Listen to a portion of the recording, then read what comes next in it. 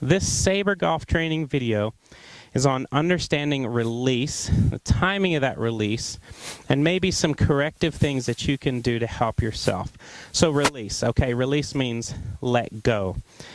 The ball that's in the Saber is a fantastic tool for you to use to understand centrifugal force and energy release.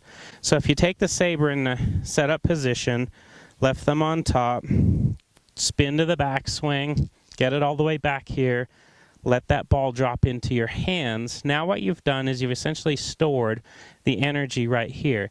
As you spin and swish, the ball that's in the Saber will very, very quickly snap to the other end.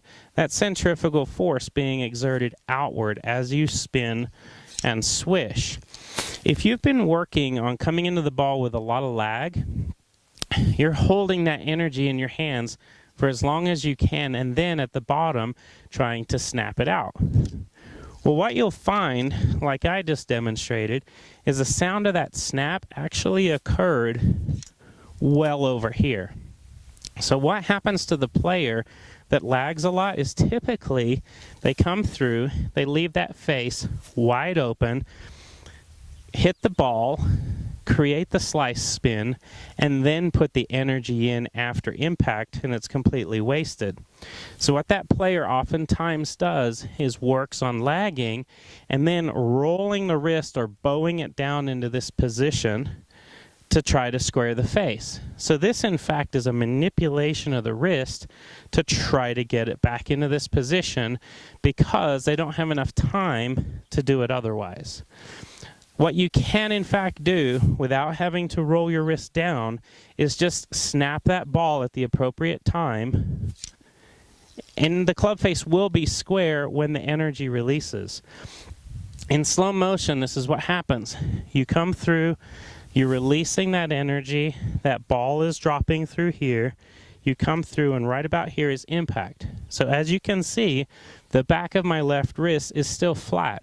But what I didn't have to do is I didn't have to lag it and then roll it down to get that position. It's very athletic and very simple if you do it this way. Set the weight in your backswing, spin, and swish. Now, if you are hitting an extreme slice, you're probably lagging or not snapping enough. So what I want you to do is snap on this side of your body.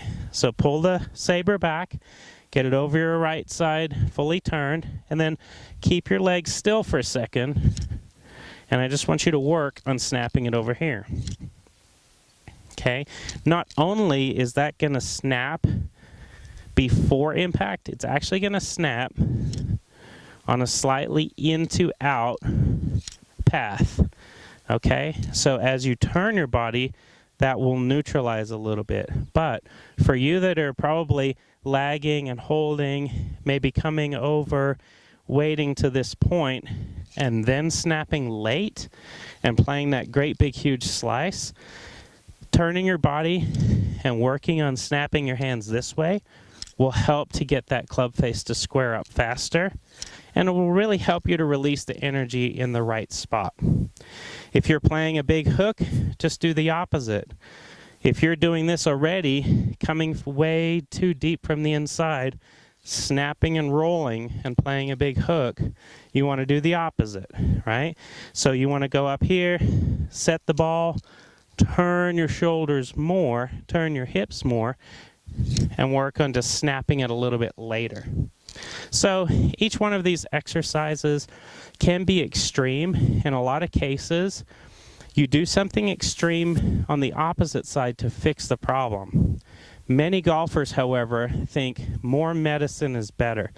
If you keep taking high doses of the opposite, that's exactly what you're going to end up getting, is the opposite. So if you're a big slicer, you're going to turn into hooking the ball. If you're hooking the ball too much, you're going to start slicing it if you overdose on the information.